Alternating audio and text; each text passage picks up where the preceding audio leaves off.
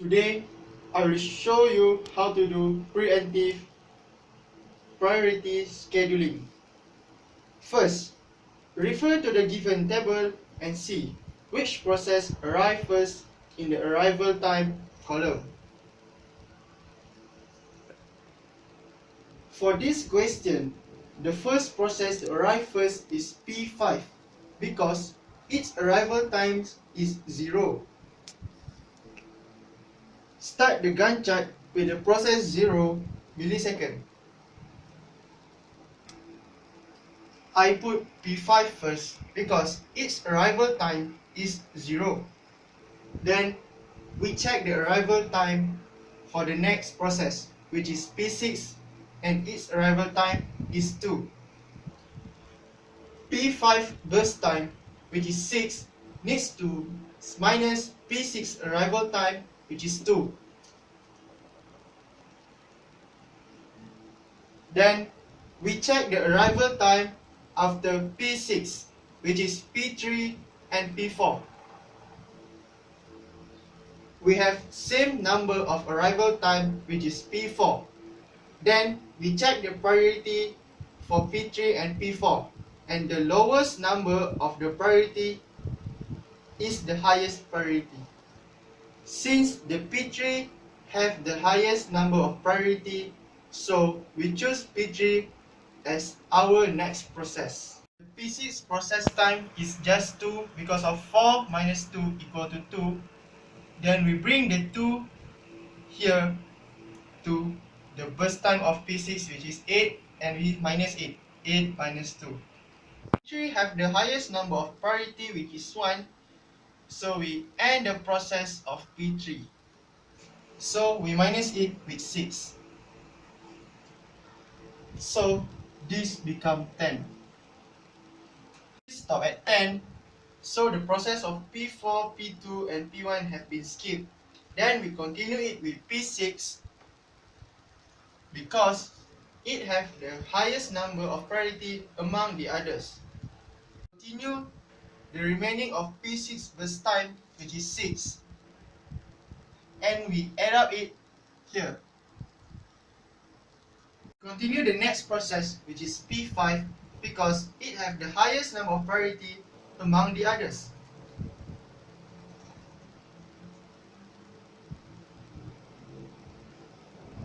Time for P5 is equal to 4, so we add up the 4 to the Gantt chart equal to 20 because we add up it with 16.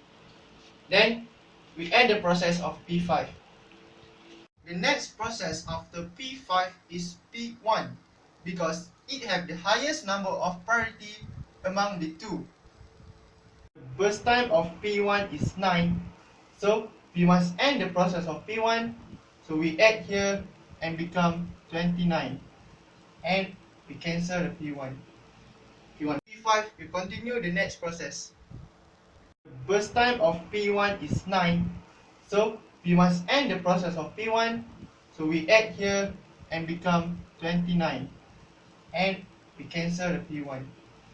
P1 process is P2 because it have the higher number of priority compared to P4.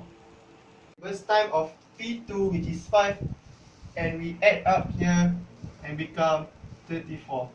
So the P2 process has been cancelled. The remaining process is P4 because it have the lowest priority number, which is 6, and we add up to the Gantt chart, and its burst time is 5. So we also add here and become 39. The preemptive priority Gantt chart is finished. We calculate the waiting times for each process. The first one is P1. We see the Gantt chart here. The P1 process is 20. So we minus the 20 with the arrival time of P1, which is 8. So 20 minus 8 equal to 12. We'll calculate the waiting time for P2. We see the Gantt chart for P2 is 29. then we minus it with its arrival time, which is 6. So 29 minus 6 equal to 23. Then we calculate the waiting time for P3, and we see the waiting time at the Gantt chart is 4. Then we minus it with the arrival time of P3, which is 4.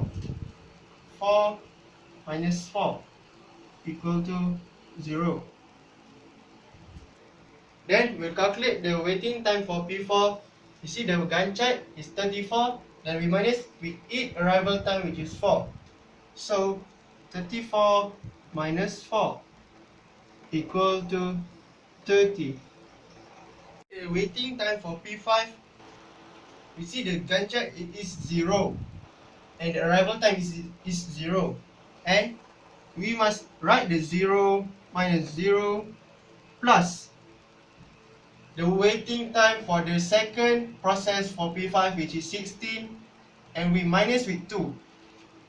And 16 minus 2 equal to 14. We calculate the waiting time for P6, which is 2. We take from here. Then we minus with its arrival time, which is 2. So 2 minus 2. Then we plus with the second process of P6, which is 10, and we minus it with 4. 10 minus 4 equal to 6. We calculate the average waiting time for each process. The formula for average time is P1 plus P2 plus P3 plus P4 plus P5 plus P6. Then we divide it with 6.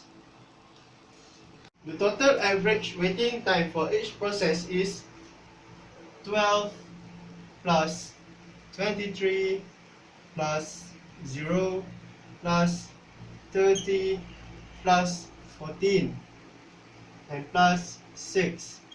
Divide it by 6 equal to 85 over 6. So the final answer is 14.16 milliseconds.